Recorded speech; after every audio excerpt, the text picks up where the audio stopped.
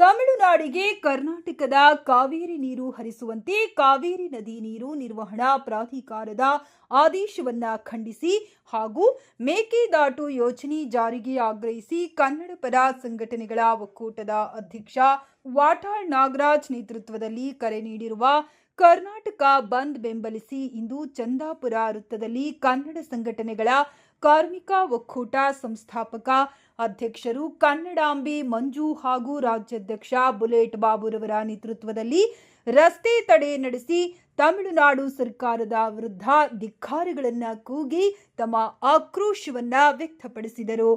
ಇನ್ನು ಪ್ರತಿಭಟನೆ ತೀವ್ರಗೊಳ್ಳುತ್ತಿದ್ದಂತೆ ಪೊಲೀಸರು ಪ್ರತಿಭಟನಾಕಾರರನ್ನ ಬಂಧಿಸಿ ನಂತರ ಬಿಡಲಾಯಿತು.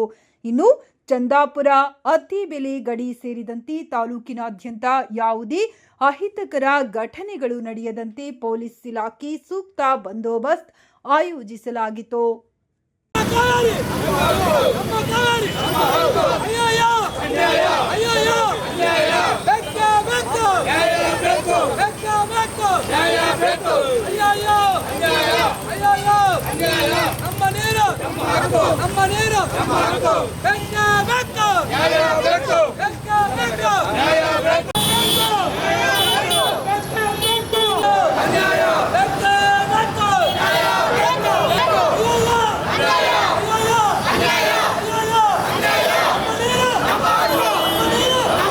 ಕನ್ನಡ ಕಾರ್ಮಿಕರ ಒಕ್ಕೂಟ ವತಿಯಿಂದ ನಮ್ಮ ಕಾವೇರಿ ನಮ್ಮ ಹಕ್ಕು ಅಂತ ನಾವು ಈ ಚಂದಾಪುರ ಸರ್ಕಲಲ್ಲಿ ಹೋರಾಟವನ್ನು ಮಾಡಿರ್ತೀವಿ.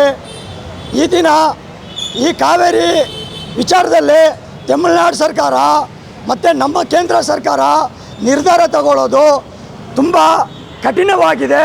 ನಮ್ಮ ಕಾವೇರಿ ನೀರು ನಮಗೆ ಬೇಕು, ನಮ್ಮ ಕನ್ನಡಿಗರಿಗೆ ಬೇಕು, ನಮ್ಮ ಕನ್ನಡಿಗರಿಗೆ ಮತ್ತು ನಮ್ಮ ರೈತರಿಗೆ ಬೇಕು. ನಮ್ಮ ರೈತರಿಗೆ ನೀರಿಲ್ಲ ಅಂದರೆ ನಮ್ಮ ಕರ್ನಾಟಕಕ್ಕೆ ವ್ಯವಸಾಯಗಳು ಮತ್ತು ನಮಗೆ ಇಲ್ಲಿ ಕುಡಿಯುವ ನೀರು ಇವುಗಳಿಗೆಲ್ಲ ತುಂಬ ತೊಂದರೆಗಳಾಗ್ತಿದೆ. ನಮ್ಮ ನೀರನ್ನು ಈ ರೀತಿ ಕಬ್ಬಳಿಕೆ ಮಾಡೋದು ತುಂಬ ತಪ್ಪಿದೆ. ತಮಿಳುನಾಡು ಸರ್ಕಾರ ಇದನ್ನು ನ್ಯಾಯ ರೀತಿ ಕಾನೂನು ರೀತಿ ಕ್ರಮ ತಗೋಬೇಕು. ನಮ್ಮ ಕೇಂದ್ರ ಸರ್ಕಾರ ನೇಮವಾಗಿ ನೀತಿಯಾಗಿ ಮಾಡಿ ಅದನ್ನು ಎಚ್ಚೆತ್ತುಕೊಂಡು ನಮಗೆ ನ್ಯಾಯ ಕೊಡಿಸ್ಬೇಕಂತೇಳಿ ಇಂದಿನ ದಿನ ಈ ಚಂದಾಪುರ ಸರ್ಕಲಲ್ಲಿ ನಾವು ಹೋರಾಟವನ್ನು ಹಮ್ಮಿಕೊಂಡಿದ್ದೀವಿ. ನಮಗೆ ತುಂಬ ಕಷ್ಟ ಇದೆ. ನಮ್ಮ ರೈತರುಗಳು ತುಂಬ ಬರಗಾಲ ಬಂದಾಗ ನೀರುಗಳಿಲ್ದಿರ ತುಂಬ ಬೋರ್ಗಳೆಲ್ಲ ಬತ್ತೋಗಿ ಆ ನೀರುಗಳು ಬರ್ದಿರ ವ್ಯವಸಾಯ ಮಾಡ್ದಿರ ಎಲ್ಲ ಬೀದಿನಲ್ಲಿ ಬಿದ್ದು ಒದ್ದಾಡೋ ಪರಿಸ್ಥಿತಿ ಆಗಿದೆ. ದಯವಿಟ್ಟು ನೀವು ಕಠಿಣವಾದ ನಿರ್ಧಾರ ತಗೊಂಡು ಒಳ್ಳೆಯ ನಿರ್ಧಾರಕ್ಕೆ ನಮಗೆ ಇದು ಮಾಡಬೇಕಂತೇಳಿ ನಾನು ಈ ಮೂಲಕ ಮಾತಾಡ್ತಾ ಇದ್ದೀನಿ. ಜೈ ಭೀಮ್, ಜೈ ಕರ್ನಾಟಕ ಮಾತೆ. ಇವತ್ತೇನು ನಮ್ಮ ಒಂದು ಕನ್ನಡ ಸಂಘಟನೆಗಳ ಕಾರ್ಮಿಕ ಒಕ್ಕೂಟದಿಂದ ಕಾವೇರಿ ನಿರ್ವಹಣಾ ಪ್ರಾಧಿಕಾರ ಏನು ನಮ್ಮ ಒಂದು ಕರ್ನಾಟಕಕ್ಕೆ ಕೊಟ್ಟಿರೋಂಥ ಅನ್ಯಾಯದ ತೀರ್ಪನ್ನು ಖಂಡಿಸಿ ಇವತ್ತೊಂದು ಹೋರಾಟನ ನಾವು ಮಾಡ್ತಾಯಿದ್ದೀವಿ. ಇವತ್ತು ಏನು ನಮ್ಮ ವಾಟಾಳ್ ನಾಗರಾಜರವರು ಕರ್ನಾಟಕ ಬಂದ್ ಅಂತ ಒಂದು ಕರೆ ಕೊಟ್ಟಿದ್ದಾರೆ. ಇವತ್ತು ನಾವು ಒಂದು ಕರ್ನಾಟಕ ಬಂದ್ಗೆ ಒಂದು ಪರೋಕ್ಷವಾಗಿ ಒಂದು ಬೆಂಬಲ ಕೊಡೋದ್ರ ಮೂಲಕ ಇವತ್ತು ನಾವೊಂದು ಹೋರಾಟ ನಂಬ್ಕೊಂಡಿದ್ದೀವಿ. ಯಾಕಂದರೆ ಇಲ್ಲಿ ಬಂದ್ ಅಂತ ಬಂದಾಗ ಏನಾಗುತ್ತೆ, ಇಲ್ಲಿರೋರೆಲ್ಲ ನಮ್ಮ ಜನಗಳಿಗೆ ನಾವೇ ತೊಂದರೆ ಕೊಡೋದು ಬೇಡ ಅನ್ನೋ ಒಂದು ಉದ್ದೇಶದಿಂದ ಇವತ್ತು ನಾವೊಂದು ಶಾಂತಿಯುತವಾದ ಒಂದು ಹೋರಾಟನ ಹಮ್ಮಿಕೊಂಡಿದ್ದೀವಿ. ಇವತ್ತು ನಮ್ಮ ಒಂದು ಕೇಂದ್ರ ಸರ್ಕಾರ ಆಗ್ಬೋದು, ತಮಿಳುನಾಡು ಸರ್ಕಾರ ಆಗ್ಬೋದು, ರಾಜ್ಯ ಸರ್ಕಾರ ಆಗ್ಬೋದು ಅಥವಾ ಕರ್ನಾಟಕ ನೀರು ನಿರ್ವಹಣಾ ಪ್ರಾಧಿಕಾರಕ್ಕಾಗ್ಬೋದು, ಪ್ರತಿಯೊಬ್ಬರಿಗೂ ನಾವು ಕೇಳ್ಕೊಳ್ಳೋದು ಒಂದೇ. ಇವತ್ತು ನಮ್ಮ ಒಂದು ನಾಡಿನಲ್ಲಿ ಪ್ರತಿ ಸಲ ಈ ಕಡೆ ಬಂದರೆ ಇಲ್ಲಿ ತಮಿಳುನಾಡು, ಆ ಕಡೆ ಹೋದರೆ ಅಲ್ಲಿ ಮಹಾರಾಷ್ಟ್ರ ಮಹದಾಯಿ, ಇಲ್ಲಿ ತಮಿಳುನಾಡು ಕಾವೇರಿ. ಹೀಗೆ ನಮ್ಮ ಒಂದು ಕಾವೇರಿ ಮತ್ತು ಮಹದಾಯಿ ನದಿಗಳ ಒಂದು ನೀರಿನ ವಿಚಾರದಲ್ಲಿ ಇವತ್ತು ನಮ್ಮಲ್ಲೇ ಒಂದು ಜಗಳವನ್ನು ತಂದಿಡೋಂಥದ್ದು ಮತ್ತು ನಮ್ಮ ಒಂದು ರೈತರ ಹೊಟ್ಟೆ ಮೇಲೆ ಹೊಡೆಯೋಂಥ ಕೆಲಸಗಳನ್ನು ಪ್ರತಿ ಸಲನೂ ಮಾಡ್ತಾನೆ ಬರ್ತಾ ಇದ್ದಾರೆ. ಇವತ್ತು ನಮ್ಮ ಒಂದು ಸರ್ಕಾರಗಳು ಯಾವುದ್ಯಾವುದೋ ಯೋಜನೆಗಳಿಗೆ ಸಾವಿರಾರು ಕೋಟಿಗಳ ಅನುದಾನವನ್ನು ಬಿಡುಗಡೆ ಮಾಡಿ ಅದಕ್ಕೆ ಅನಾವಶ್ಯಕವಾದ ಒಂದು ಯೋಜನೆಗಳಿಗೆ ಸಾವಿರಾರು ಕೋಟಿಗಳು ಖರ್ಚು ಮಾಡುತ್ತೆ. ಸುಮಾರು 30-35 ವರ್ಷಗಳಿಂದ ಏನು ಈ ಕಾವೇರಿ ಒಂದು ವಿಚಾರ ನಮ್ಮ ಒಂದು ನಾಡಿಗೆ ಬರ್ತಾ ಇದೆ, ಈ ವಿಚಾರನ ಬಗೆಹರಿಸೋದಕ್ಕೆ ಯಾವ ಒಂದು ಸರ್ಕಾರಗಳ ಕೈಲೂ ಆಗ್ತಾಯಿಲ್ಲ. ಇದನ್ನು ವೈಜ್ಞಾನಿಕವಾಗಿ ಸ್ವಲ್ಪ ಯೋಚನೆ ಮಾಡಿದ್ರೆ ಈ ನೀರಿನ ಒಂದು ಸಮಸ್ಯೆಗಳನ್ನು ಬಗೆಹರಿಸೋದಕ್ಕೆ 108 ದಾರಿಗಳಿದ್ದಾವೆ. ಇವತ್ತು ನಮ್ಮ ಒಂದು ಕರ್ನಾಟಕದಲ್ಲಿ ಇವತ್ತು ನಮ್ಮ ಬೆಂಗಳೂರಲ್ಲೇ ಎಷ್ಟೋ ನೀರು ಲೆಕ್ಕಗೆ ಸಿಗದಷ್ಟು ನೀರು ತಮಿಳುನಾಡಿನ ಮೆಟ್ಟೂರು ಡ್ಯಾಮ್ಗೆ ಕರ್ಕೊಂಡು ಹೋಗ್ತಾ ಇದೆ. ಅದು ಲೆಕ್ಕಕ್ಕಿಲ್ಲದೆ ಇರೋಂಥ ನೀರು. ಇವತ್ತು ಕಾವೇರಿ ನೀರು ಅಂತ ಅವ್ರು ಕಿತ್ತಾಡೋಂಥ ಒಂದು ಸ್ಥಿತಿಗೆ ನಮ್ಮ ಕರ್ನಾಟಕ ಸರ್ಕಾರದ ಮೇಲೆ ಒತ್ತಡ ತಗೊಂಡ್ಬರ್ತಾ ಇದ್ದಾರೆ. ಇವತ್ತು ನಮ್ಮ ನೀರು ಅನಾವಶ್ಯಕ ಹರ್ಕೊಂಡು ಹೋಗೋ ನೀರನ್ನು ಒಂದು ಕಡೆ ಶೇಖರಣೆ ಮಾಡಿದ್ರೆ ಆಗ ಅವ್ರಿಗೆ ನಮ್ಮ ಒಂದು ರೈತರಿಗೆ ಏನಾಗುತ್ತೆ ಅದು ಅನುಕೂಲ ಆಗುತ್ತೆ. ಆ ಒಂದು ಕೆಲಸ ಮಾಡ್ತಾ ಇಲ್ಲ. ಇವತ್ತು ಏನು ಮೇಕೆದಾಟು ಯೋಜನೆ ಇದೆ, ಮೇಕೆದಾಟು ಯೋಜನೆ ಜಾರಿ ಆಯಿತು ಅಂದರೆ, ಅದು ಆರಂಭ ಆಯಿತು ಅಂದರೆ ಎಷ್ಟೋ ಜನ ಆ ಭಾಗಗಳಲ್ಲಿರೋರಿಗೆ, ಬೆಂಗಳೂರು, ಮೈಸೂರು, ಮಂಡ್ಯವರೆಗೆ ಎಲ್ಲರಿಗೂ ಒಂದು ಅನುಕೂಲ ಆಗೋಂಥ ಒಂದು ಕೆಲಸ ಆಗುತ್ತೆ. ಅದಕ್ಕೂ ತಡೆ ಒಡ್ತಾ ಇದ್ದಾರೆ. ಇವತ್ತು ಪ್ರತಿಯೊಂದು ಸಲನೂ ಇವತ್ತು ನಮ್ಮ ಒಂದು ರಾಜ್ಯದ ಸುತ್ತಮುತ್ತರ ಅಂತಹ ಅನ್ಯ ರಾಜ್ಯದವ್ರು ಏನು ಮಾಡ್ತಿದ್ದಾರೆ, ನಮ್ಮ ಒಂದು ಕರ್ನಾಟಕನ ಒಂದು ಅವರ ಒಂದು ಇದಕ್ಕೆ ಬಳಸ್ಕೊಳ್ಳೋಂಥ ರೀತಿ ಆಗ್ಬಿಟ್ಟಿದೆ. ಈಗ ನಮ್ಮ ಒಂದು ಕರ್ನಾಟಕದಲ್ಲಿ ಯಾವುದಾನ ಒಂದು ಗಡಿ ಭಾಗಗಳು ಏನಾದ್ರು ಅಲ್ಲಿ ಅಭಿವೃದ್ಧಿ ಅಂತಂದರೆ ಅದನ್ನು ಕಿತ್ಕೊಳ್ಳೋಂಥದ್ದು, ಅಲ್ಲಿ ಏನು ನಮ್ಮ ಒಂದು ನಾಡು ನುಡಿ ನೆಲದ ವಿಚಾರದಲ್ಲಿ ಅವನ್ನು ಕಿತ್ಕೊಳ್ಳೋಂಥ ಕೆಲಸಗಳು ಇದನ್ನೆಲ್ಲ ಮಾಡ್ಕೊಳ್ತಾನೆ ಬರ್ತಿದ್ದಾವೆ. ಇವತ್ತು ಆ ತ್ಯಾಜ್ಯ ನೀರುಗಳನ್ನು ಮತ್ತು ಎಷ್ಟೋ ನೀರು ಈಗ ಸಮುದ್ರದಲ್ಲೂ ಇದೆ. ಸಮುದ್ರದಲ್ಲೂ ಕೆಲವೊಂದು ಸಮಯದಲ್ಲಿ ನೀರು ಹೆಚ್ಚಾಗಿ ಸುನಾಮಿ ಥರ ಆಗಿ ಜನಗಳಿಗೆ ಮತ್ತು ಊರುಗಳು ಕೊಚ್ಕೊಂಡು ಹೋಗೋಂಥ ಸ್ಥಿತಿ ಆಗುತ್ತೆ. ಆ ಒಂದು ಸಮುದ್ರ ನೀರನ್ನು ಒಂದು ಕಡೆ ಶೇಖರಣೆ ಮಾಡಿ ಅದನ್ನು ಒಂದು ಸ್ವಲ್ಪ ಶುದ್ಧೀಕರಣ ಮಾಡಿ ಬಳಸೋಂಥ ಕೆಲಸನೂ ನಮ್ಮ ಸರ್ಕಾರಗಳು ಮಾಡ್ಬೋದು. ಈ ರೀತಿ ವೈಜ್ಞಾನಿಕ ಚಿಂತನೆಗಳು, ಯೋಚನೆಗಳನ್ನು ಬಿಟ್ಟು ಈ ಒಂದು ನಮ್ಮ ಜನಗಳ ಒಂದು ಮೇಲೆ ರಾಜಕಾರಣಕ್ಕೋಸ್ಕರವಾಗಿ ಇವರು ನಮ್ಮ ಜನಗಳನ್ನು ಬಳಸ್ಕೊಂಡು ಇದನ್ನು ಒಂದು ಇಶ್ಯೂ ಥರ ಮಾಡಿ ಅದನ್ನು ಬಗೆಹರಿಸೋ ರೀತಿಯಲ್ಲಿ ಬಂದು ಅವರ ಒಂದು ರಾಜಕೀಯ ಲಾಭಗಳನ್ನು ಪಡ್ಕೊಳ್ತಾರೆ. ನಮ್ಮ ರಾಜಕೀಯ ನಾಯಕರುಗಳು ಮತ್ತು ನಮ್ಮ ಸರ್ಕಾರಗಳಿಗೆ ನಾವು ಬುದ್ಧಿ ಕಲಿಸೋಂಥ ಕೆಲಸ ಮಾಡಬೇಕು. ಹಾಗಾಗಿ ಇವತ್ತು ಏನು ನಮ್ಮ ಒಂದು ಕಾವೇರಿ ನೀರು ವಿಚಾರವಾಗಿ ಧ್ವನಿ ಎತ್ತುತ್ತಾ ಇದ್ದೀವಿ, ಇದು ಇವತ್ತಿನಿಂದಲ್ಲ, ಯಾವತ್ತೇ ಆಗಲಿ ನಮ್ಮ ಕಾವೇರಿನ ನಾವು ಬಿಟ್ಟುಕೊಡೋ ಮಾತೇ ಇಲ್ಲ. ಕಾವೇರಿ ನೀರಿಗಾಗಿ ನಾವು ಪ್ರತಿ ಸಲನೂ ಒಂದು ಸೈನಿಕರಾಗಿ ಅದನ್ನು ಉಳಿಸ್ಕೊಳ್ಳೋಂಥ ಕೆಲಸನ ನಾವು ಮಾಡ್ತೀವಿ. ಮುಂದಿನ ದಿನಗಳಲ್ಲಿ ತಮಿಳುನಾಡಿಗೂ ಅಷ್ಟೇ ಒಂದು ಎಚ್ಚರಿಕೆ ಕೊಡೋ ರೀತಿಯಲ್ಲಿ ಅವ್ರಿಗೊಂದು ಉಗ್ರವಾದ ರೀತಿಯಲ್ಲಿ ಹೋರಾಟ ಮಾಡಿ ಇವತ್ತೇನು ನಮ್ಮ ಒಂದು ನಾಡಿನ ಬಗ್ಗೆ ಅವರು ನಿರ್ಲಕ್ಷ್ಯ ತೋರಿಸ್ತಾ ಇದ್ದಾರೆ. ಇವತ್ತು ಆ ಒಂದು ಭಾಗದಿಂದ ಬರೋಂಥ ಇವತ್ತು ನಾವು ನೀರು ಬಿಟ್ಟಿಲ್ಲ ಅವ್ರು ಜಲ್ಲಿ ಕಳಿಸಲ್ಲ ಅಂತ CM ವಿಜಯ್ರವರು ಹೇಳಿದ್ದಾರೆ. ಅವರು ಸಿನಿಮಾಗಳಲ್ಲಿ ಜನಗಳಿಗೆ ಅನುಕೂಲ ಆಗೋ ರೀತಿಯಲ್ಲಿ ಸಿನಿಮಾ ಮಾಡ್ತಾರೆ, ನಿಜ ಜೀವನದಲ್ಲಿ ಜನಗಳಿಗೆ ತೊಂದರೆ ಕೊಡೋ ಕೆಲಸ ಮಾಡ್ತಿದ್ದಾರೆ. ಇವತ್ತು ಕರ್ನಾಟಕ ಬೇರೆ ಅಲ್ಲ, ತಮಿಳುನಾಡು ಬೇರೆ ಅಲ್ಲ, ನಾವೆಲ್ಲ ಒಂದು ಒಕ್ಕೂಟದ ರಾಜ್ಯ, ಒಂದು ಒಕ್ಕೂಟ ದೇಶದಲ್ಲಿರೋಂಥ ನಮ್ಮ ರಾಜ್ಯಗಳಿವೆಲ್ಲನೂ. ಈ ಒಕ್ಕೂಟದಲ್ಲಿರೋಂಥ ರಾಜ್ಯಗಳ ಬಗ್ಗೆ ಕೇಂದ್ರ ಸರ್ಕಾರ ಗಮನ ಕೊಡಬೇಕು. ಇಲ್ಲಿ ತಮಿಳುನಾಡಿಗೊಂದು, ಕರ್ನಾಟಕಕ್ಕೊಂದು, ಗೋವಾಗೊಂದು, ಕೇರಳಗೊಂದು ಮೀನಾಮೇಷ ಮಾಡೋ ರೀತಿಯಲ್ಲಿ ಮಲತಾಯಿ ಧೋರಣೆಗಳನ್ನು ಕೇಂದ್ರ ಸರ್ಕಾರ ಮಾಡಬಾರ್ದು. ಇದನ್ನು ನಿಲ್ಲಿಸಬೇಕಾಗುತ್ತೆ. ಇವತ್ತು ಅದೇ ಪಕ್ಷದಿಂದ ಗೆದ್ದಂತಹ ನಮ್ಮ ಸರ್ಕಾರಗಳು, ಇವತ್ತು ಏನು ನಮ್ಮ BJP ಸರ್ಕಾರದಲ್ಲಿ ಗೆದ್ದಿರೋಂಥ ಎಷ್ಟು 25 MP ಗಳು ಸಹ ನಿಮ್ಮ ಒಂದು ಸರ್ಕಾರದಲ್ಲಿರೋಂತಾರೆ. ಇವತ್ತು ತಮಿಳುನಾಡಲ್ಲಿ ಒಂದು ಪ್ರಾದೇಶಿಕ ಪಕ್ಷಕ್ಕೆ ನೀವು ಭಯಪಡೋಂಥ ಒಂದು ಸ್ಥಿತಿ ನಿರ್ಮಾಣ ಆಗೋಗಿರೋದು. ಇವತ್ತು ಆ ಒಂದು ಪ್ರತಿಯೊಂದನ್ನು ಇವತ್ತು ಮೋದಿಯವ್ರಿಗೂ ಅಷ್ಟೇ ಇದನ್ನು ಮಧ್ಯ ಪ್ರವೇಶ ಮಾಡಿ ಈ ಒಂದು ನೀರಿನ ಹಂಚಿಕೆ ವಿಚಾರದಲ್ಲಿ ಒಂದು ಉತ್ತಮವಾದ ಒಂದು ರೀತಿಯಲ್ಲಿ ಬಗೆಹರಿಸೋಂಥ ಒಂದು ಕೆಲಸನ ಮಾಡಲಿ ಅಂತ ಈ ಮೂಲಕ ನಾವು ಕೇಂದ್ರ ಸರ್ಕಾರ ಮತ್ತು ತಮಿಳುನಾಡು ಸರ್ಕಾರ ಮತ್ತು ನಮ್ಮ ರಾಜ್ಯ ಸರ್ಕಾರ ಮುಖ್ಯಮಂತ್ರಿಗಳು DK ಶಿವಕುಮಾರ್ ಅವ್ರಿಗೂ ನಾವೊಂದು ಮನವಿ ಮಾಡ್ತಾ ಈ ಒಂದು ಕಾವೇರಿ ವಿಚಾರನ ಮುಂದೆ ಆಗದೇ ಇರೋ ರೀತಿಯಲ್ಲಿ ಉದ್ಭವಗಳು ಆಗದೇ ಇರೋ ರೀತಿಯಲ್ಲಿ ಪರಿಹಾರ ಮಾಡಿಕೊಡಿ ಶಾಶ್ವತವಾಗಿ ಅಂತ ಈ ಮೂಲಕ ನಾವು ಕನ್ನಡ ಸಂಘಟನೆಗಳ ಕಾರ್ಮಿಕ ಒಕ್ಕೂಟದಿಂದ ಒಂದು ಒತ್ತಡವನ್ನು ನಾವು ಹಾಕ್ತಾಯಿದ್ದೀವಿ. ದಯವಿಟ್ಟು ಈ ಒಂದು ಕೆಲಸನ ನಮ್ಮ ಒಂದು ಕರ್ನಾಟಕದ ಜನತೆಗೆ ನೀವು ಮಾಡಿಕೊಡ್ಬೇಕು ಅಂತ ನಮ್ಮ ಇಂದಿನ ಒಂದು ಮುಖ್ಯಮಂತ್ರಿ ಏನಾಗಿದೆ ಬಂಗಾರಪ್ಪನವರ ಒಂದು ದಿಟ್ಟ ಒಂದು ನಿರ್ಧಾರಗಳನ್ನು ನಮ್ಮ DK ಶಿವಕುಮಾರ್ ಅವರು ತಗೊಳ್ಳಿ ಅಂತ ಈ ಮೂಲಕ ನಾವು ಅವ್ರಿಗೆ ತಿಳಿಸ್ತಾ ಇವತ್ತು ಬಂದಿರೋಂಥ ನಮ್ಮ ಹೋರಾಟಕ್ಕೆ ಬಂದಿರೋಂಥ ಎಲ್ಲರಿಗೂ ಮತ್ತೊಮ್ಮೆ ನಾನು ಧನ್ಯವಾದಗಳನ್ನು ತಿಳಿಸ್ತಾ ನಾನು ಮಾತು ಮುಗಿಸ್ತಾ ಇದ್ದೀನಿ. ಜೈ ಕನ್ನಡ. ಏನು ಇವತ್ತು ಕರ್ನಾಟಕ ಬಂಧು ವಿಚಾರವಾಗಿ ಮಾಡ್ತಾ ಇರೋದು ಕಾವೇರಿ ನೀರಿಗೋಸ್ಕರ ಸುಮಾರು 1892ರಿಂದನೂ ಈ ಹೋರಾಟ ನಡೀತೈತೆ. ನಮ್ಮ ಕರ್ನಾಟಕ ಜಲ ಹರಿದು ಹೋಗಿ ಸಮುದ್ರಕ್ಕೆ ಬೀಳ್ತೈತೆ, ತುಂಬ ವೇಸ್ಟ್ ಆಗ್ತೈತೆ. ಇಲ್ಲಿ ನಿಮ್ಮ ತಮಿಳ್ನಾಡವ್ರಿಗೆ ಹೇಳೋದು 24% ತಮಿಳ್ನಾಡು ಜನರೇ ಬೆಂಗಳೂರಲ್ಲಿ ವಾಸ ಮಾಡ್ತಾಯಿದ್ದಾರೆ. ನಾವು ಎಲ್ಲರೂ ಪ್ರತಿಯೊಬ್ಬರಿಗೂ ಬೆಂಗಳೂರಲ್ಲಿ ಜಾಗ ಕೊಡ್ತಾಯಿದ್ದೀರಿ. ನಮ್ಮ ಕರ್ನಾಟಕದವರು ಪ್ರತಿಯೊಬ್ಬರು ಬಂದು ಒಂದು ವ್ಯವಸಾಯ ಆಗಲಿ, ಒಂದು ವ್ಯಾಪಾರಗಳಾಗಿರ್ಬೋದು, ಮತ್ತು ಸುಮಾರು ಕೆಲಸಗಳಿಗೋಸ್ಕರ ನಾವಿಲ್ಲಿ ದಾರಿ ಕೊಟ್ಟಿದ್ದೀರಿ. ನಮಗೆ 25% ನಿಮಗೆ ನಿಮ್ಮವರೇ ಜನ ಇಲ್ಲಿ ಇರೋದು ಬೆಂಗಳೂರಲ್ಲಿ, ನಮ್ಮ ಕರ್ನಾಟಕದಲ್ಲಿ ಅವ್ರಿಗೂ ನೀರು ಕೊಡ್ತಾ ಇದ್ದೀರಿ. ನಾವು ನಮಗೆ ನೀರು ಸಾಕಾಗಿಲ್ಲ ಅಂತಂದರೆ ನಿಮ್ಗೆ ಯಾವ ರೀತಿ ನಾವು ಕೊಡೋಕ್ಕಾಗತ್ತೆ? ಕಾವೇರಿ ವಿಷಯದಲ್ಲಿ ಕೇಂದ್ರ ಸರ್ಕಾರ ನಮಗೆ ಅನ್ಯಾಯ ಮಾಡ್ತಾನೆ ಬಂದಿದೆ. ಅವಾಗಿಂದನೂ ಕೇಂದ್ರ ಸರ್ಕಾರ ಅನ್ಯಾಯ ಮಾಡ್ತಾನೆ ಬಂದಿದೆ. ನಮಗೆ ನೀರಿಲ್ಲ ಅಂದ್ರೂ ಕೇಂದ್ರ ಸರ್ಕಾರ ತೊಂದರೆ ಕೊಟ್ಟು ತಮಿಳುನಾಡಿಗೆ ಬಿಡ್ತಾನೆ ಇದೆ. ತಮಿಳುನಾಡಲ್ಲಿ 3 ಡ್ಯಾಮ್ಗಳಿದೆ. ಆಲ್ರೆಡಿ ಅವರು ಯಾವಾಗಲೂ ಸ್ಟಾಕ್ ಇಕ್ಕಿರ್ತಾರೆ 3 ಡ್ಯಾಮಲ್ಲಿ. 3 ಡ್ಯಾಮ್, ಒಂದು ಪೆರಿಯಾರು, ಒಗ್ನೇಕಲ್ಲು, ಭವಾನಿ, 3ರಲ್ಲೂ ಯಾವಾಗಲೂ ಸ್ಟಾಕ್ ಇರ್ತಿದೆ ನೀರು. ನಮಗೆ ನೀರಿಲ್ಲ ಅಂದ್ರೂ ಅವ್ರಿಗೆ ಬಿಡೋ ಅಂಥದ್ದು ಕೇಂದ್ರ ಸರ್ಕಾರ ಮಾಡ್ತಾರೋ ಅನ್ಯಾಯ ಇದು. ಯಾಕೆ ಈ ಥರ ಅನ್ಯಾಯ ಮಾಡ್ತಾ ಇದೆ ಕೇಂದ್ರ ಸರ್ಕಾರ? ನಮ್ಮ ಕರ್ನಾಟಕನ ಯಾಕೆ ಟಾರ್ಗೆಟ್ ಮಾಡ್ತಾರೆ ಅವರು? ಒಂದು ಹೋರಾಟ ಏನು ಹಮ್ಮಿಕೊಂಡಿದೆ ಕಾವೇರಿ ವಿಚಾರವಾಗಿ, ಆ ವಿಚಾರವಾಗಿ ಬಂದು ಇವರ ಹೋರಾಟವನ್ನು ಇವತ್ತು ಮಾಧ್ಯಮಗಳ ಮುಖಾಂತರ ನಾಡಿನಾಗಲಕ್ಕೂ ದೇಶದ ಕೇಂದ್ರ ಸರ್ಕಾರಕ್ಕೆ ನೀವು ತಲುಪಿಸುವಂಥ ಒಂದು ಕೆಲಸ ಮಾಡ್ತಿರೋದಕ್ಕೆ ಮೊದಲು ನಿಮಗೆ ಹೃತ್ಪೂರ್ವಕವಾದ ಧನ್ಯವಾದಗಳನ್ನು ತಿಳಿಸ್ತಾ, ಏನು ಇವತ್ತು ಈ ಕನ್ನಡ ಪರ ಚಳವಳಿಗಾರರು ಹೋರಾಟಗಳನ್ನು ಕೈಗೆತ್ತಿಕೊಂಡಿದ್ದಾರೆ. ಬರೀ ಕನ್ನಡ ಪರ ಚಳವಳಿಗಳವರಲ್ಲ ಇಲ್ಲಿ ನೀರು ಕುಡಿಯೋರು, ಈ ರಾಜ್ಯದ ಪ್ರತಿಯೊಂದು ಎಲ್ಲ ಸಂಘಟನೆಗಳವರು ಬಂದು ಇವತ್ತು ರೈತ ಸಂಘಟನೆ ಮತ್ತು ದಲಿತ ಚಳವಳಿಗಳವರು ಮತ್ತು ಎಲ್ಲ ರೀತಿಯ ಮಹಿಳಾ ಚಳವಳಿಗಳವರು ಮತ್ತು ಕಾರ್ಮಿಕ ಚಳವಳಿಗಳವರು ಎಲ್ಲ ರೀತಿಯ ಚಳವಳಿಗಳವರು ಸಹ ಬಂದು ಇವತ್ತು ಈ ಒಂದು ನೀರಿನ ಹೋರಾಟವನ್ನು, ನೀರಿಗಾಗಿ ಹೋರಾಟವನ್ನು ಮಾಡಬೇಕಾದಂಥ ಅನಿವಾರ್ಯತೆ ಇದೆ. ಕಾರಣ ಇವತ್ತು ತಮಿಳ್ನಾಡವರು ಬೇರೆ ದೇಶದವರೇನಲ್ಲ, ಅಥವಾ ಇನ್ಯಾವುದೇ ಇಡೀ ಭಾರತ ದೇಶದ ಇನ್ಯಾವುದೇ ರಾಜ್ಯಗಳು ಬೇರೆಯವರಲ್ಲ. ನಾವೆಲ್ಲರೂ ಸಹ ಭಾರತ ದೇಶದ ಮಕ್ಕಳು. ನಾವೆಲ್ಲರೂ ಸಹ ನಮ್ಮ ದೇಶದಲ್ಲಿ ಸಿಗ್ತಾ ಇರ್ತಕ್ಕಂಥ ಒಂದು ನೈಸರ್ಗಿಕ ಸಂಪನ್ಮೂಲ ನೀರು ಮತ್ತು ಪರಿಸರದಲ್ಲಿ ಸಿಗುವಂಥ ಎಲ್ಲ ಸಂಪತ್ತುಗಳನ್ನು ಹಂಚ್ಕೊಂಡು ತಿನ್ನುವಂಥ ನಾವು ಜನರಾಗಬೇಕು. ಕರ್ನಾಟಕದವರಾಗಲಿ, ತಮಿಳ್ನಾಡವರಾಗಲಿ, ಆಂಧ್ರ ಆಗಲಿ, ತೆಲಂಗಾಣ ಆಗಲಿ, ಅಥವಾ ಇನ್ಯಾವುದೇ ದೇಶದಾಗಲಕ್ಕೂ ಇರುವಂಥ ರಾಜ್ಯಗಳವರಾಗಲಿ. ಆದರೆ ಇವತ್ತು ಕುಡಿಯೋಕ್ಕೆ ನಮಗೆ ನೀರು ಬರ ಇದೆ. ನಮಗೆ ನೀರು ಬರ ಇರೋದ್ರಿಂದ ನಾವು ಈ ತಮಿಳ್ನಾಡು ಪ್ರಾಂತ್ಯದ ಒಂದು ರಾಜ್ಯಕ್ಕೆ ನೀರನ್ನು ಹರಿಯೋಕ್ಕೆ ಬಿಟ್ಟರೆ ನೆಕ್ಸ್ಟು ಬೆಂಗಳೂರಲ್ಲಿರ್ತಕ್ಕಂಥ ಕೋಟ್ಯಾನ ಜನರಿಗೆ ಕುಡಿಯುವಂಥ ನೀರು ಸಮಸ್ಯೆ ಆಗುತ್ತೆ. ನಮ್ಮಲ್ಲಿ ನೀರು ಅತಿ ಹೇರಳವಾಗಿದ್ದು ಬಿಡಲಿಲ್ಲ ಅಂದಾಗ ಅವರು ನಮ್ಮ ವಿರುದ್ಧವಾಗಿ ಧ್ವನಿ ಎತ್ತಂಥದ್ದು ಸರಿ ಇದೆ.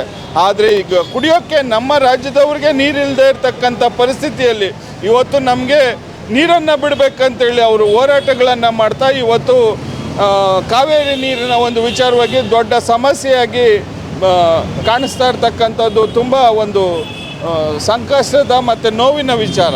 ಇವತ್ತು ನಮ್ಮ ಪರಿಸ್ಥಿತಿಗಳನ್ನು ಸಹ ನನ್ನ ಸಹೋದರ ಪಕ್ಕದ ರಾಜ್ಯದ ತಮಿಳ್ನಾಡವರು ಸಹ ಅರ್ಥ ಮಾಡ್ಕೋಬೇಕು. ಇಲ್ಲಿ ರೈತರಿಗೆ ನೀರಿಲ್ಲ, ರೈತರುಗಳು ಬೆಳೆಯೋಕ್ಕಾಗ್ತಾ ಇಲ್ಲ, ಇವತ್ತು ದವಸ ಧಾನ್ಯಗಳನ್ನು ಬೆಳೆಯೋಕ್ಕಾಗ್ತಾ ಇಲ್ಲ. ಮತ್ತು ಬೆಂಗಳೂರಿನ ಕೋಟಿ ಜನರಿರ್ತಕ್ಕಂಥ ಒಂದು ರಾಜಧಾನಿಯಲ್ಲಿ ನೀರಿನ ಸಮಸ್ಯೆ, ನೀರಿನ ಬವಣೆ ಹೆಚ್ಚಾಗ್ತಿದೆ. ಈ ಒಂದು ಹಂತದಲ್ಲಿ ತಮಿಳ್ನಾಡಿಗೆ ಹರಿಯೋಕ್ಕೆ ನೀರು ಬಿಡು ಅಂತ ಹೇಳಿದಾಗ ಎಲ್ಲಿಂದ ಬಿಡೋಣ? ನಮ್ಮ ಜನರು ಇವತ್ತು ಬರೀ ಬೆಂಗಳೂರಲ್ಲಿ ಕರ್ನಾಟಕ ರಾಜ್ಯದ ಜನರೇ ಬದುಕ್ತಾ ಇಲ್ಲ, ಈ ದೇಶದ ಎಲ್ಲ ರಾಜ್ಯದ ಜನರು, ಅದರಲ್ಲೂ ಹೇರಳವಾಗಿ ನಿಮ್ಮ ತಮಿಳುನಾಡಿನ ಜನರೇ ಇವತ್ತು ಈ ರಾಜ್ಯದಲ್ಲಿ ಬದುಕನ್ನು ಕಟ್ಕೊಂಡು ಬದುಕನ್ನು ನಡೆಸ್ತಾ ಇದ್ದಾರೆ. ಸೊ ಆ ಜನರಿಗೂ ಕೂಡ ಇಲ್ಲಿ ನೀರು ಬೇಕಾಗಿದೆ.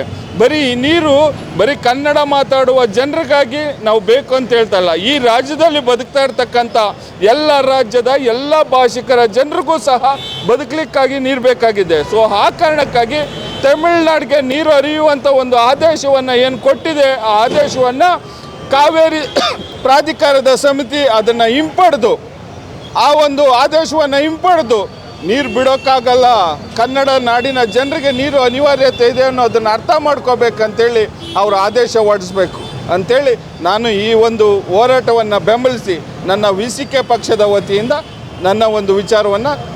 ನಮ್ಮ ನೀರು ನಮ್ಮ ಹಕ್ಕು. ಇಲ್ಲಿ ರೈತರಿಗೆ ನೀರು ತುಂಬ ಇಲ್ಲ, ಹಾಗಾಗಿ ನಾವು ನಮ್ಮ ಕನ್ನಡ ಸಂಘಟನೆಗಳಿಂದ ಹೋರಾಟ ಮಾಡ್ತಾ ಇದ್ದೀವಿ. ಕಾವೇರಿ ನೀರಿಗಾಗಿ ಹೋರಾಟ ಮಾಡ್ತಾ ಇದ್ದೀವಿ. ಅಂದರೆ ತಮಿಳ್ನಾಡಿಗೆ ನೀರು ಬಿಡಬಾರ್ದು ಅಂತ ಹೇಳಿ ನಾವು ಹೋರಾಟ ಮಾಡ್ತಾ ಇದ್ವಿ. ನಮ್ಮ ರೈತರಿಗೆ ನೀರಿಲ್ಲ ಇಲ್ಲಿ ಬೆಳೆ ಬೆಳೆಯೋದಕ್ಕೆ.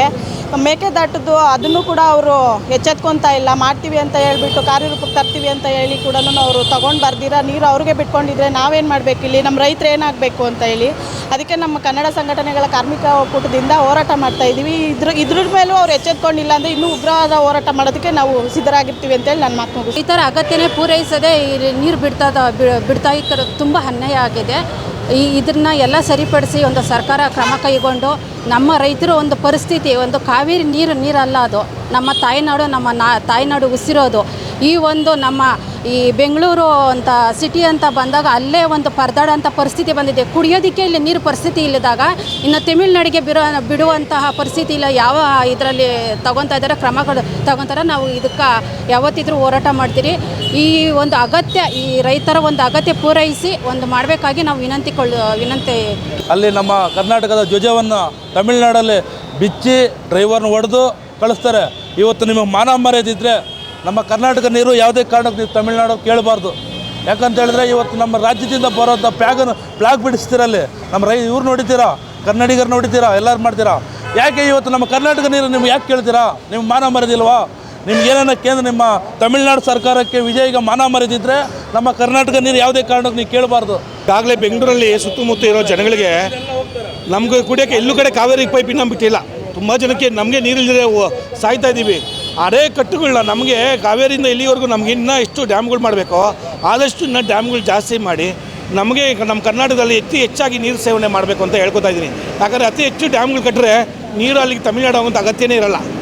ಅವ್ರು ಹೆಂಗೆ 4-5 ಮಾಡ್ಕೊಂಡಿದ್ದಾರೆ. ನಾವು ಕರ್ನಾಟಕದಲ್ಲಿ ಯಾವ ಯೋಜನೆಗಳನ್ನ ರೈತರಿಗೆ ರಕ್ತ ಇರ್ತಾವ್ರೆ ಎಲ್ಲೆಲ್ಲ ಹೋಗ್ಬಿಟ್ಟು ಯೋಜನೆ ಮಾಡಿಕೊಂಡು ಆ ರೈತರ ರಕ್ತ ಹೀರ್ಕೊಂಡು ಜಮೀನು ಕಿತ್ಕೊಳ್ಳೋಕೆ ಹೋಗ್ತಾರೆ. ಅದೇ ನಮ್ಮ ಕಾವೇರಿನ ಡ್ಯಾಮ್ ಕಟ್ಕೊಂಡು ಅದೇ ನಮ್ಮ ಕಾವೇರಿನ ಒಂದು ನೀರು ಉಳಿಸ್ಕೊಳ್ಳೋಕ್ಕೆ ಡ್ಯಾಮ್ಗಳು ಕಟ್ಟಿ ನಮ್ಮ ರೈತರಿಗೆ ಅಥವಾ ಸುತ್ತಮುತ್ತ ರೈತರಿಗೆ ಹಾಗೂ ನಮ್ಮ ಬೆಂಗಳೂರು ಜನತೆಗಳಿಗೆ ಹಾಗೂ ಸುತ್ತಮುತ್ತ ನಮ್ಮ ಕರ್ನಾಟಕದ ಮೂಲೆ ಮೂಲೆಗೂ ಎಲ್ಲ ಪ್ರತಿಯೊಂದು ಜನಕ್ಕೂ ನಮ್ಗೆ ಇದಾಗುತ್ತೆ, ನೀರೊಂದು ಸಿಗುತ್ತೆ. ಇಲ್ಲಾಂದರೆ ಹೀಗೆ ತಮಿಳ್ನಾಡಿಗೆ ನಾವು ದಾನ ಮಾಡ್ಕೊಂಡು ಅವ್ರು ದಾನ ಮಾಡ್ಕೊಂಡ್ರೆ ನಾವೇನು ಕುಡಿಯೋಣ ನೀರು? ಇವತ್ತು 1000 ಅಡಿ ಬೋರ್ ಹಾಕಿದ್ರು ಒಂದು ತೊಟ್ಟು ನೀರು ಸಿಗ್ತಾಯಿಲ್ಲ. ಇವತ್ತು ಪ್ರತಿಯೊಂದು ನಮ್ಮ ಸುತ್ತ ಹಳ್ಳಿಯಲ್ಲಿ 1300 ಅಡಿ 1200 ಅಡಿ 1600 ಅಡಿ ಗಂಟ ನೀರು ಹೋದ್ರೂ 1 ಇಂಚು ನೀರು ಸಿಗೋದು ಕಷ್ಟ ಆಗ್ಬಿಟ್ಟೈತೆ. ಇವತ್ತು ಜನಗಳು ನೀರಿಲ್ಲದೆ ಸಾಯ್ಕೊಂಡು ಎಲ್ಲೋ ನೀರು ಬರುತ್ತವ ಹೋಗಿ ಟ್ಯಾಂಕರ್ಗಳ ಹತ್ರ ಮನೆ ಬಂದರೆ ಆ ಟ್ಯಾಂಕರ್ಗಳಿಗೆ ಬೆಳಗ್ಗೆ ಟೈಮಿಂಗ್ಸು ಪಾಪ ಜನಗಳಿಗೆ ನಮ್ಮ ಬೆಂಗಳೂರು ಜನಗಳಿಗೆ ಬೆಳಗ್ಗೆ ಕೆಲಸ ಮಾಡೋವಾಗ ಒಂದು 7 ಗಂಟೆ 8 ಗಂಟೆ ನೀರು ಬಿಡ್ತಾರೆ. ಸಾಯಂಕಾಲ ಬಂದಮೇಲೆ ಅವ್ರು ಬಂದು ಸ್ನಾನ ಮಾಡ್ಕೊಂಡು ತೊಳ್ಕೊಳಕ್ಕೆ ನೀರು ಬಿಡ್ತಾರೆ. ಬಿಟ್ಟರೆ ಒಂದು ದಿನನಿತ್ಯ ನೀರಿಲ್ಲ ಅವ್ರಿಗೆ ಕುಡಿಯೋದಕ್ಕೆ. ನಮಗೆ ಕುಡಿಯೋದಕ್ಕೆ ನೀರಿಲ್ಲ, ಅವರು ಹೊಲ ಗದ್ದೆಗಳಿಗೆ ನೀರು ಬೇಕಂತ ಹೇಳ್ತಾರೆ. ಏಕೆಂದರೆ ಮಂಡ್ಯದಲ್ಲಿ ಇಡೀ ಬೆಂಗಳೂರು ಮಂಡ್ಯ ಎಲ್ಲ ಇವತ್ತು ಒಂದು ಹನಿ ನೀರಿಗೋಸ್ಕರ ಭಾಳ ಶ್ರಮ ಪಡ್ತಿರುವಾಗ ಇವರು ಗದ್ದೆಗಳಿಗೆ ನೀರು ಬೇಕಂತ ನಮ್ಮ ಇವತ್ತಲ್ಲ ಅನೇಕ ವರ್ಷಗಳಿಂದ ಬೀದಿಗಿಳಿದು ಹೋರಾಟ ಮಾಡಿದ್ರು ನಮಗೆ ನ್ಯಾಯ ಸಿಕ್ಕಿಲ್ಲ. ಇವತ್ತುವರೆಗೂ ಯಾವ ರಾಜಕಾರಣಿಗಳಾಗಲಿ ನಮ್ಮ ನಮ್ಮ ಪ್ರಧಾನಮಂತ್ರಿಗಳಾಗಲಿ ಯಾರೂ ನ್ಯಾಯ ಸಿಕ್ಕಿಲ್ಲ. ಆಡಳಿತ ಮಂಡಳಿಯಿಂದ ನ್ಯಾಯ ಸಿಕ್ಕಿಲ್ಲ.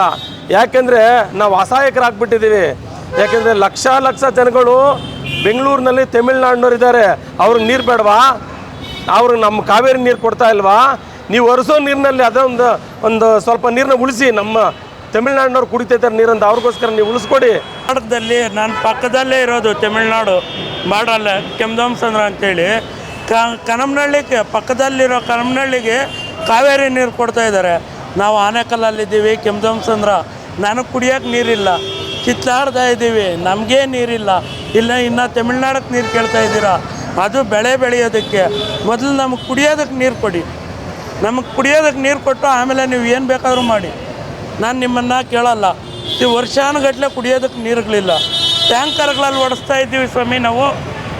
ಒಂದು ಟ್ಯಾಂಕರ್ ಬಂದು 750 ರೂಪಾಯಿ ಕೊಟ್ಟು ಮೊದಲು ನಮಗೆ ಕುಡಿಯೋದಕ್ಕೆ ನೀರು ಮಾಡಿಕೊಡಿ, ಅನಂತರ ಅವ್ರು ಬೆಳೆಯೋದಕ್ಕೆ ನೀರು ಕೊಡಿ ಇರಂತೆ.